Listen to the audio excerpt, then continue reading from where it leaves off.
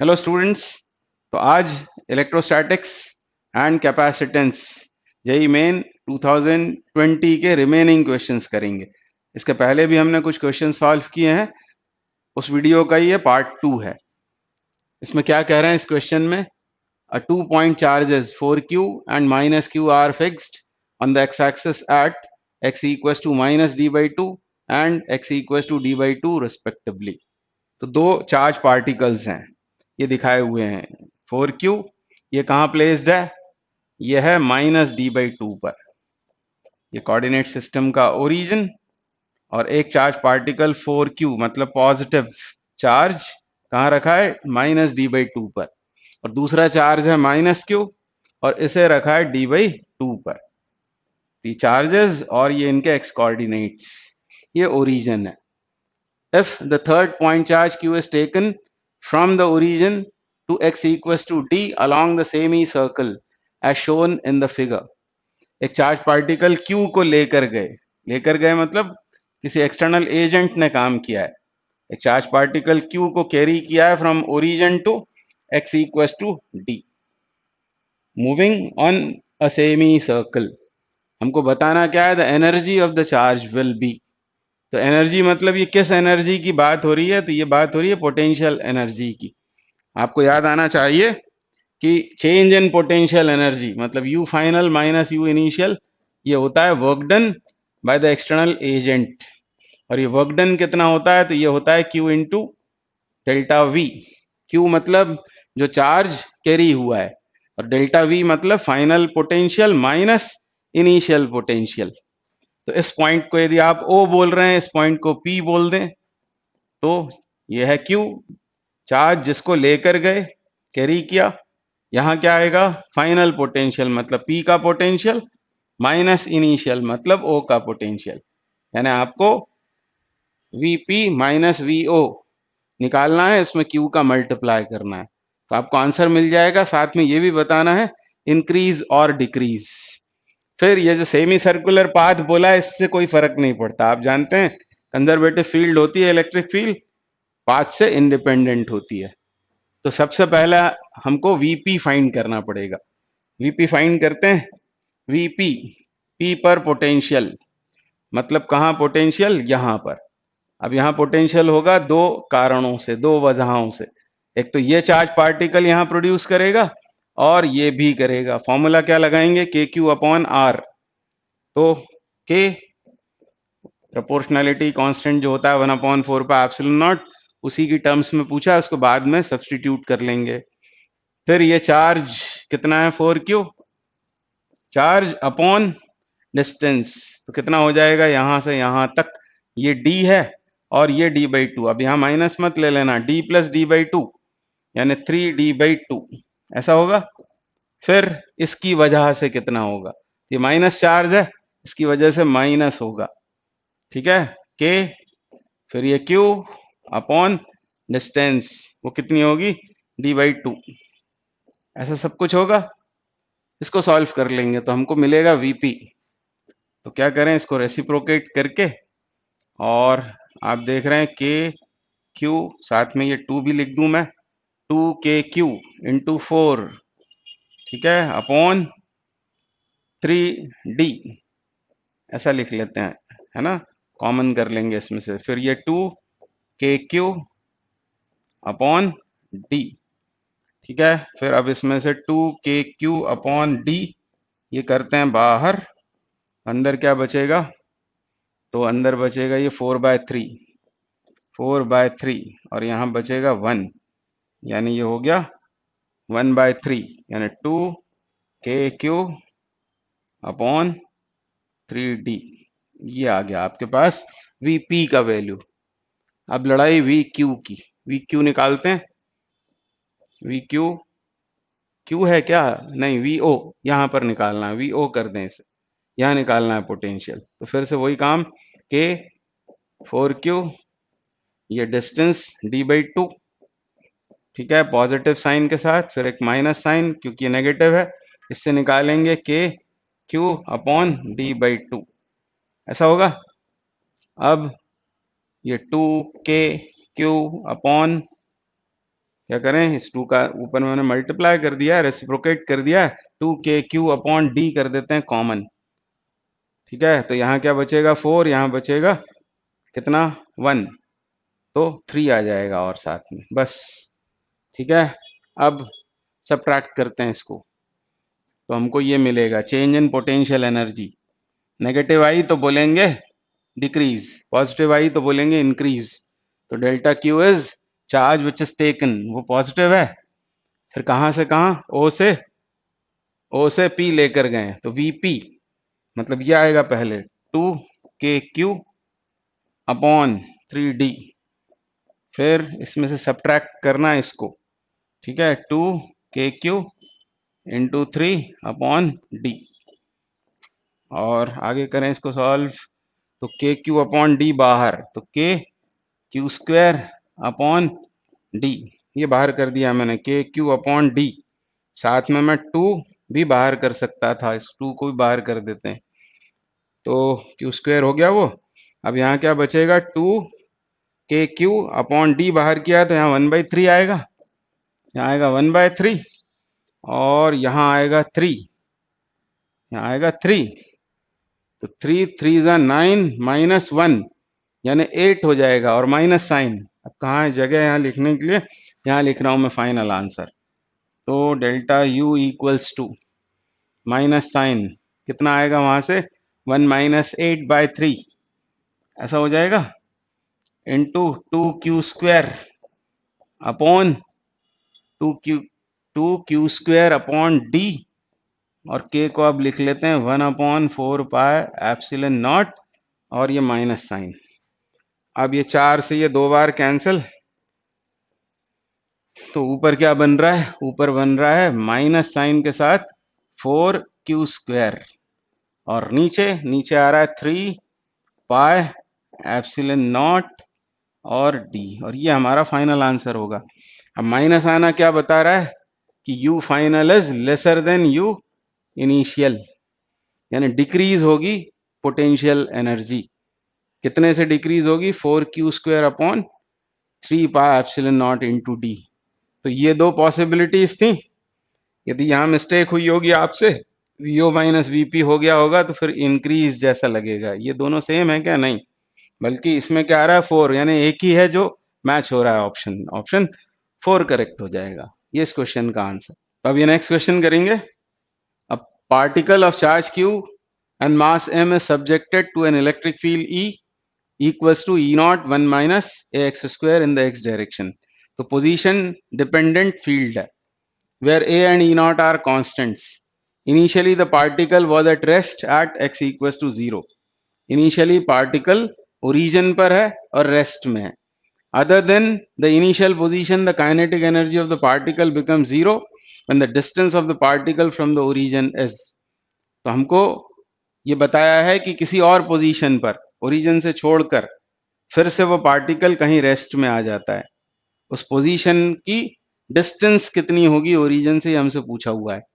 तो क्योंकि ये पोजीशन डिपेंडेंट फील्ड है, तो इनिशियली वो पार्टिकल रेस्ट में है, उसके ऊपर फील्ड की वजह से कुछ फोर्स आएगा, वो एक्सेलरेट होगा, वेलोसिटी उसकी बढ़ेगी, और फिर आएगा रिटार्डेशन, तो फिर कहीं जाकर वो रुक जाएगा। वो डिस्टेंस हमको बतानी है। तो मैंने इसको कई तरह से करके देखा, फाइनली मेरे दिमाग में इसका सॉल्यूशन ये आया कि हम वर्क एनर्जी थ्योरम लगाएंगे यहाँ पर, क्योंकि उसकी काइनेटिक एनर्जी 0 हो गई है फाइनल, इनिशियल भी 0 थी, तो डेल्टा के 0 होगा, मतलब वर्क डन 0 कर देना है। वर्क डन कितना होगा, तो यदि एलिमेंट्री वर्क डन की बात करेंगे तो वो होगा F dot D x, F D x cos theta, ये होगा एलिमेंट्री वर्क डन, और उसे इंटीग्रेट कर देंगे 0 से x की लिमिट्स में, और कॉस थीटा को 1 सपोज कर लेंगे। फोर्स कितना होगा, फोर्स होगा क्यू ई, तो चार्ज है q, और फील्ड कितनी है, तो फील्ड है E naught into 1 minus a x square into d x. ये क्या लिखा है, फोर्स, ये एलिमेंट्री डिस्प्लेसमेंट, और इसको 0 से x की लिमिट्स में इंटीग्रेट करके 0 से इक्वेट कर देंगे। अब क्यू ई नॉट दोनों कांस्टेंट्स हैं, बाहर आएंगे, ट्रांसपोज होने पर 0 हो जाएंगे, बचेगा ये 1 dx और minus a x square d x. तो इनको हम सेपरेट करके इंटीग्रेट कर देते हैं। पहले क्या आएगा, dx 0 से x की limits minus integral ax square dx from 0 to x, और इसमें से x को हम वर्कआउट कर लेंगे। ये कितना होगा, तो ये तो होगा x हो जाएगा, इसमें a बाहर आएगा, इंटीग्रेट होगा x square d x, x cube by 3, x cube by 3 equals to 0। तो a x cubed upon 3 equals to x, यहाँ एक्स स्क्वायर बचेगा, और एक्स स्क्वायर कितना होगा 3 अपॉन ए, तो एक्स बराबर हुआ अंडर रूट 3 अपॉन ए। ये इसका आंसर होगा। मैंने इसको कई तरह से करके देखा, ये मुझे सूटेबल लग रहा है। यदि ये क्वेश्चन सही है, क्योंकि मेरे दिमाग में आया था कि x वेरी कर रहा है, तो जब तक एक्स स्क्वायर 1 से कम होगा तब तक क्या होगा, वो एक्सेलरेट होगा, उसके बाद रिटार्ड होगा। हो सकता है वो अपना पाथ रिट्रेस कर रहा हो, तो डिस्प्लेसमेंट निकालो, ये करो वो करो, और फाइनली मुझे लगा कि ये सॉल्यूशन इसका प्रॉपर सॉल्यूशन है। आप भी इसके बारे में सोच कर देखना। आगे बढ़ते हैं, अगला क्वेश्चन करेंगे। Two capacitors of capacitances C and 2C are charged to a potential differences V and 2V respectively. These are then connected in parallel in such a manner that the positive terminal of one is connected to the negative terminal of the other. The final energy of this configuration is, तो क्या बोला है हमसे, initially V और 2V potential differences तक charge किए हुए हैं ये दो कैपेसिटर्स, कैपेसिटीज हैं C और 2C, और इनको चार्ज किया है V और 2V तक। ये कैपेसिटर चार्ज हुआ है V वोल्टेज से और ये 2V से, दो कैपेसिटर्स हैं। फिर क्या किया, इनको पैरेलल में कनेक्ट किया, पर किस तरह कि एक का पॉजिटिव टर्मिनल दूसरे के नेगेटिव टर्मिनल के साथ कनेक्ट किया, तो ऑब्वियसली चार्जेस डिस्ट्रॉय होंगे, पर फाइनली दोनों का वोल्टेज सेम हो जाएगा, जिसको कहते हैं कॉमन पोटेंशियल या कॉमन वोल्टेज। तो बोल क्या रहे हैं आगे, हमको बताना क्या है, final energy of this configuration. तो सबसे पहले क्या करें, सबसे पहले हम निकालते हैं कॉमन पोटेंशियल। चार्जेस के रीडिस्ट्रीब्यूशन के बाद दोनों का पोटेंशियल कितना हो जाएगा, तो वो कैसे निकालेंगे, फॉर्मूला तो यही लगाना होता है, C1V1 plus C2V2 upon C1 plus C2, total charge upon total capacity, total charge upon total capacity. पर क्योंकि यहाँ पॉजिटिव टर्मिनल एक कैपेसिटर का दूसरे कैपेसिटर के साथ के नेगेटिव टर्मिनल से जोड़ा गया है, इसलिए क्या करेंगे, चार्जेस को साइन के साथ लेंगे, एक को प्लस एक को माइनस लेंगे। एक्चुअली यह है चार्ज Q1, यह है Q2, तो एक को पॉजिटिव एक को नेगेटिव लेकर काम करना है। और यदि माइनस साइन के साथ कुछ आए तो चिंता नहीं करनी, उसको छोड़ देना माइनस साइन को। तो क्या करें, यहां डालेंगे C इंटू V, फिर यहां माइनस साइन लेना ना भूलें, फिर 2C 4V, यानी कितना हो जाए 2C और 2V यानी 4CV हो जाएगा और नीचे कैपेसिटीज को घटाना नहीं, उनको स्टिल जोड़ना ही है। क्या हो जाएगा, 3C आ जाएगा। यहाँ इंपॉर्टेंट बात है, एक्चुअली ये फॉर्मूला है Q1 plus Q2 upon C1 plus C2, total charge upon total capacity. तो चार्ज प्लस माइनस होते हैं, कैपेसिटीज नहीं होती। तो यहां अभी भी यदि हम दोनों के पॉजिटिव जोड़ते हैं, एक का पॉजिटिव दूसरे का नेगेटिव जोड़ा, तब भी नीचे ये पॉजिटिव ही आएगा। तो इस तरह इसको सॉल्व करें और ऊपर जो माइनस आएगा उसको छोड़ दें, तो क्या बचेगा 3CV अपॉन 3C। तो V आ गया ना, ये है कॉमन पोटेंशियल, यानी दोनों का पोटेंशियल V हो जाएगा। और अब निकालने इक्विवेलेंट कैपेसिटी, तो दोनों पैरेलल में कनेक्टेड हैं, तो इक्विवेलेंट कैपेसिटी कितनी होगी 3C। तो अब आप बता सकते हो कि फाइनल एनर्जी सिस्टम की कितनी होगी, half C equivalent into V square, half CV square का फॉर्मूला लगा रहे हैं। तो बस ये आंसर आ गया आपका 3/2 सी वी स्क्वायर। तो बहुत सावधानी से करना पड़ेगा, है आसान पर कंफ्यूजन बहुत होता है इसमें। तो 3/2 C V square is our answer. Option 4 is correct. अब अगला क्वेश्चन करते हैं। क्या बोला है? 10 charges are placed on the circumference of a circle of radius R with constant angular separation between successive charges. Alternate charges 1, 3, 5, 7, 9 have charge plus q each, while 2, 4, 6, 8, 10 have charge minus q each. The potential V and the electric field E at the center of the circle are respectively. Take V equals to 0 at infinity. तो बहुत ही आसान सा question है। 10 charges है तो 36 degree की separation पर उनको रखा गया होगा।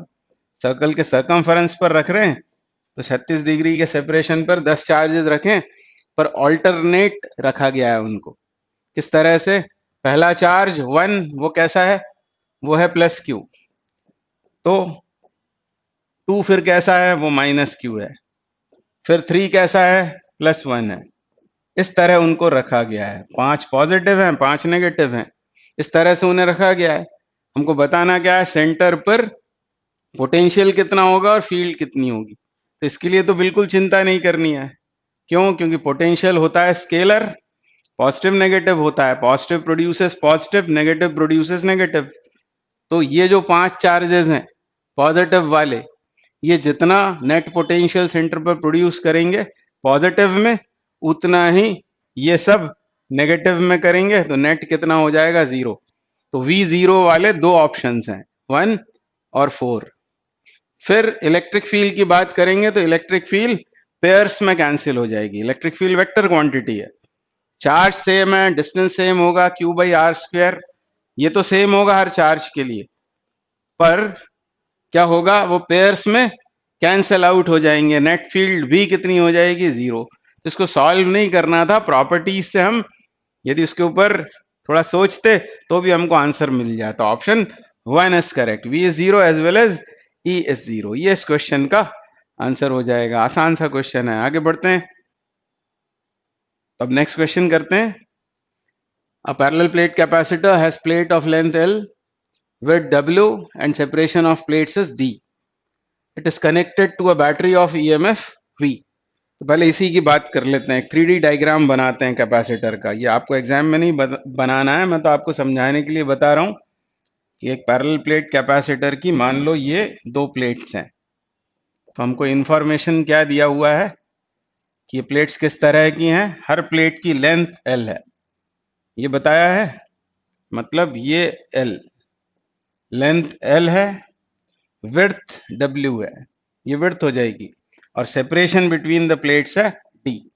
और इस कैपेसिटर को V EMF वाले किसी सोर्स से चार्ज किया है, तो इसमें एनर्जी स्टोर हो जाएगी। कितनी होगी वो? Half CV²। और C कितना लिख सकते हैं? तो आप जानते हैं पैरेलल प्लेट कैपेसिटर की कैपेसिटी होती है एप्सिलॉन नॉट KA/D, और K1 ले लेंगे यदि वो एयर कैपेसिटर है। तो एरिया हम निकाल लेंगे W इंटू L करके, विड्थ इंटू लेंथ, और सेपरेशन हो जाएगी D। ये पहला स्टेटमेंट। आगे क्या बोल रहे हैं? Dielectric slab of same thickness D and of dielectric constant K equals to 4 is being inserted between the plates of the capacitor. At what length of the slab inside the plates will the energy stored in the capacitor be 2 times the initial energy stored? तो पहले निकालते हैं initial energy कितनी है। तो initial energy half CV² formula लगाएंगे। Half C, capacity कितनी लिखें इसकी? जब ये एयर कैपेसिटर था तब, तो यहां आएगा एप्सिलॉन नॉट, K1 हो जाएगा। एरिया कितना लिखेंगे? W into L, W times L upon D। और हमसे बोल रहे हैं ये एनर्जी डबल हो जाती है। और हम मान लेते हैं, अब मैं नेक्स्ट केस वाला ये डायग्राम बना रहा हूं, मान लेते हैं कि Y लेंथ तक मान लो हमने K equals to 4 dielectric constant वाला ये कोई मटेरियल भर दिया है इसमें, ठीक है। तो अब एनर्जी कितनी हो जाएगी? तो जो अपर पार्ट है उसमें क्या लिखेंगे हम? हाफ। अब क्या आएगा? एप्सिलॉन नॉट के अलावा K भी आएगा। K कितना है? 4 है। के फिर क्या आएगा, एरिया, एरिया कितना होगा इतने इस प्लेट के इस पार्ट का, तो वो हो जाएगा y into W, W times y upon separation d रहेगी, और ये बचा हुआ जो रहेगा वो एयर कैपेसिटर होगा, तो हाफ एप्सिलॉन नॉट अब K1 हो जाएगा, और एरिया कितना हो जाएगा, तो वो होगा L minus Y into W, L minus Y times W upon D. ये कंडीशन उसने दी हुई है, और हमसे पूछा क्या, एट व्हाट लेंथ, मतलब y हमसे पूछा हुआ है, तो इसमें से बहुत सारी क्वांटिटीज तो कैंसिल आउट हो रही हैं, बहुत सारी क्वांटिटीज हाफ कैंसिल, फिर ये d कैंसिल आउट होगा, एप्सिलॉन नॉट कैंसिल आउट होगा, और क्या ये w भी कैंसिल हो गया, ऐसी इक्वेशन बनेगी। बचता है सिर्फ यहाँ पर 2l, 2l इक्वल्स टू, यहाँ आएगा 4y, और इधर l माइनस वाई, तो प्लस l माइनस वाई, ऐसा होगा, तो ये हो गया 3y, 3y, और l को इधर ले जाएं तो l, तो y बराबर हो गया कितना, l बाय 3, और ये इस क्वेश्चन का आंसर होगा। तो आसान क्वेश्चन है, पर वो इमेजिन करना आपको वहां पर आ जाना चाहिए, इसको बनाएंगे नहीं, दिमाग में लाएंगे तो आपको बन जाए, और बनाने में भी कोई बहुत बड़ी बात नहीं है, पेपर में साइड में जाकर छोटा सा एक डायग्राम पेंसिल से, पेन से आप बना सकते हो, पर सावधानी आपको रखना पड़ेगी। अभी अगला क्वेश्चन करेंगे, बहुत ही आसान थ्योरेटिकल क्वेश्चन है। A small point mass carrying some positive charge on it is release from the edge of a table, ये वो टेबल दिखाई हुई है, और ये है वो पार्टिकल जिसका मास है m, और उसके ऊपर पॉजिटिव चार्ज है। There is a uniform electric field in this region in the horizontal direction, ये दिखाई हुई है वो फील्ड, ये एक्स एक्सिस, ये y axis. Which of the following options then correctly describe the trajectory of the mass, curves are drawn schematically and are not to scale। हमको बताना है ट्रेजेक्टरी या पाथ, मतलब ही एक्स वाई के बीच में graph, locus, locus की equation यदि आप निकाल लेंगे तो ये ग्राफ भी आपको मिल जाएगा। इनिशियल वेलोसिटी 0 है, एक्सेलरेशन कांस्टेंट रहेगा, एक एक्सेलरेशन होगा ड्यू टू फील्ड, एक होगा acceleration due to gravity. Net acceleration constant, initial velocity is 0, और इसलिए ऑप्शन 3 करेक्ट हो जाएगा। एक्स और वाई के बीच ग्राफ स्ट्रेट लाइन ग्राफ होगा, या स्ट्रेट लाइन पाथ होगा। आगे बढ़ते हैं, अब नेक्स्ट क्वेश्चन करेंगे।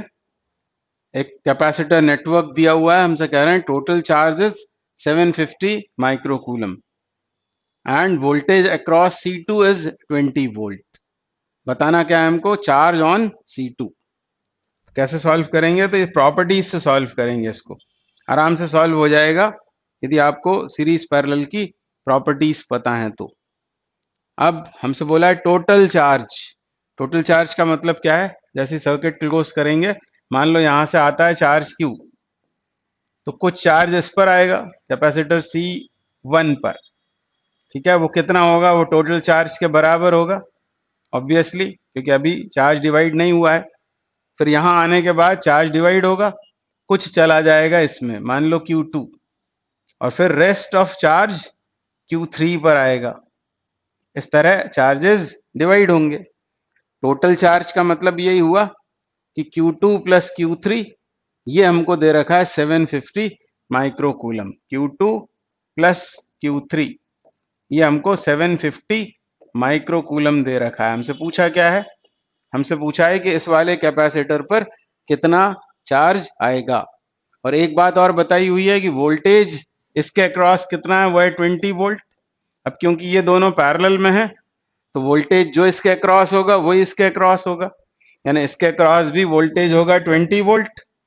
यानी Q3 कितना होगा, Q3 आराम से निकल आएगा, अब Q is equal to CV, तो Q3 बराबर होगा 8 इंटू 20, 20 है माइक्रोफैरेड में, यह है वोल्ट में, माइक्रोकूलम में आंसर आएगा 160, 160 माइक्रोकूलम, और इसको इसमें सब्स्टिट्यूट करने से Q2 मिल जाएगा, Q2 होगा 750 माइनस 160, आएगा आंसर माइक्रोकूलम में। तो कौन सा आंसर सही हो रहा है उसमें से, मेरे ख्याल से वो 590 होगा, क्योंकि 150 होता, यदि ये 150 होता तो कितना आता, वो आता 600, 10 और कम कर दो तो कितना आ जाएगा 590 माइक्रो कूलम। ये इस क्वेश्चन का आंसर हो जाएगा। तो सीरीज पैरेलल की प्रॉपर्टीज से ही इसको सॉल्व किया जा सकता है।